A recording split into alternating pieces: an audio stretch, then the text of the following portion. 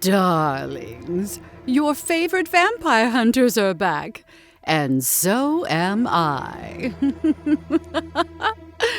Chapter 3 of Bloodsuckers and Badasses is live, dripping with danger, desire, and very poor life choices. Sharpen your stakes, sweethearts. Things are about to get messy. Chapter 3. The Gathering Storm. The stench of booze, blood, and decay filled the air as Quenton and Scarlet braced themselves for the coming onslaught. They stood back to back, their weapons and fists at the ready, as Magdalena's minions closed in on them from all sides. These minions were not an army of ferocious vampires, but an army of tattered, blood-sucking children. Their flesh was green and rotting, their eyes were dull and yellow, and their deciduous fangs were hardly pointed. Quenton twirled his stake crossbow, his eyes darting back and forth as he scanned the darkness for any sign of overt aggression. Scarlet cracked her knuckles in anticipation, her gaze locked on the approaching horde. Looks like we've got ourselves a welcoming party at the Monster Mash, Scar, Quenton remarked, his voice tense but determined. They're children! I can't kill children, no matter if they're vampires or not! Scarlet exclaimed in anguish. But her resolve was met with defiance as one of the child vampires darted forward, scratching her across the face, drawing blood instantly. Then he sampled her blood. Your blood tastes like shit, bitch! The child vampire spat out the remnants of Scarlet's blood into her face, adding insult to injury. Infuriated and shocked, Scarlet set her jaw in a determined line. Time to show these rugrat bloodsuckers what we're made of, she declared, her tone fierce. With a roar, the first wave of Magdalena's minions descended upon them, their fangs bared with their eyes glowing with hunger. Scarlet produced sharpened throwing crucifixes and tossed them one after another. Each embedded itself through the breastplate of a vampire.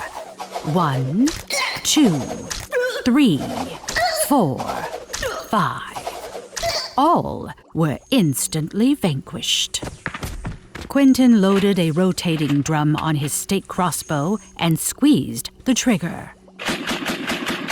6 stakes auto-fired and sang through the air, each shot finding its breastplate as he picked off the second wave of Magdalena's minions. Green blood oozed out of their little chests, accompanied by a pungent odor. Scarlet covered her nose in an attempt to mute the smell. What the hell is that stink? I don't know. Lost my sense of smell permanently after I got COVID. Fucking Fauci, Quenton responded. A third wave of Magdalena's child vampires arrived for the fight, this time in numbers 4 times as great. Scarlet's frustration simmered beneath the surface. She grabbed Quenton and hauled him away toward a nearby staircase. Come on, she commanded. Quenton braced his feet, resisting. Why are we running? We can handle these coffin-dwelling ankle-biters. Move it, I said, Scarlet demanded, her eyes welling with tears. Though confused, Quenton obeyed, and the two descended the stairs, eventually finding a small utility closet where they hid. Scarlet closed the door, gripping the handle tightly in an attempt to keep it locked shut. What the hell's wrong with you, Scarlet? Quenton asked, noticing her tears.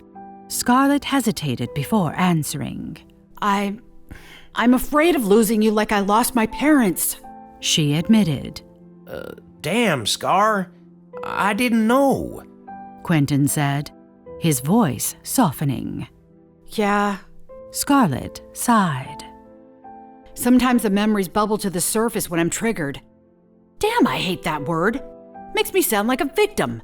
And I hate victims. You're nothing like Lisbeth Salander. He said sarcastically. Fuck you. Scarlet scolded. Quenton giggled softly, then placed a comforting hand on her shoulder. I struggle with my own doubts and insecurities. He confessed. My therapist. You have a therapist? Scarlet interrupted mockingly. Yep. Quenton confirmed. He says that I'm haunted by the weight of the world on my shoulders and the fear that I won't be able to save it. Then a sudden squeak broke the silence from within the closet. Quenton swiftly lit a match, illuminating the small space and revealing a bat hanging from a ledge inside. Let's not wake him up, Scarlet suggested, and the two slowly and stealthily exited the closet. Quenton and Scarlet found themselves in a standoff with 100 drooling undead children.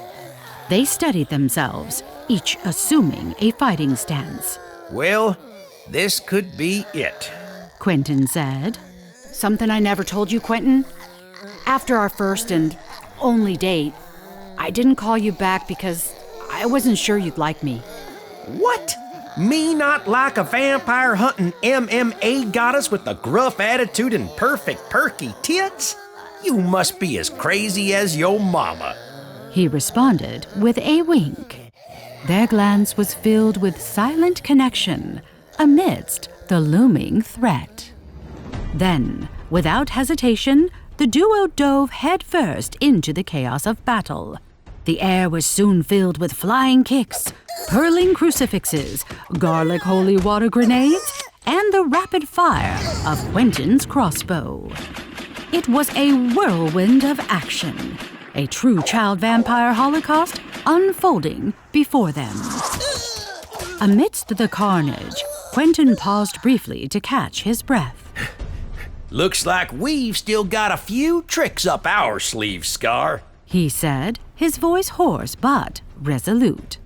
Scarlet's response was a soft yet determined smile. That's the spirit, my sensitive saddle-sore sagebrush jockey, she joked, her eyes shining with a glimmer of hope.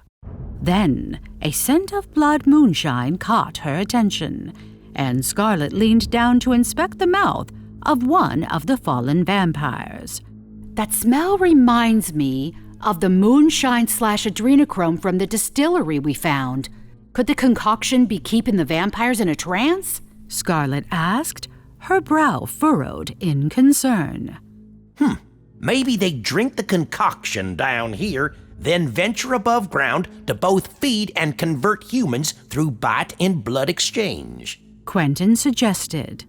Bite and blood exchange? Scarlet questioned skeptically. Yep, vampires bite humans and then exchange blood with them, often by allowing the human to drink vampire blood. This exchange transforms the human into a vampire.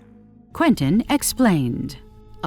You've watched Dracula too many times, Scarlet joked. True, it is my favorite movie. Can I continue? Quenton replied. Go ahead, Scarlet said encouragingly. Thank you. What I was going to suggest before I was so rudely interrupted is that the concoction could have a sedative effect, potentially making the child vampires more susceptible to suggestion. And the concoction could emit a signature frequency that can be picked up by some sort of radar, Scarlet declared, interrupting him. Quenton, you're a genius! I am? Quenton asked, surprised by her reaction. Yes, you are, Scarlet conceded.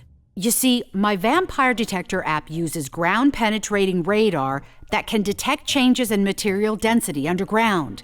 GPR is used to detect buried remains or disturbed soil, which may include blood or other bodily fluids. Just imagine if Magdalena uses a modified GPR system that can both track and command the vampires. Damn, I am a genius. Quenton responded.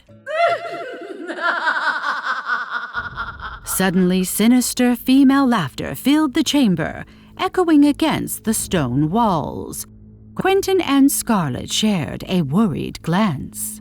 Let's surface and rethink our strategy, Scarlet suggested. Copy that. Replied Quenton. Leaving already? Well, try not to bleed out on your way home. Come back for the next chapter, sweetheart. It's to die for.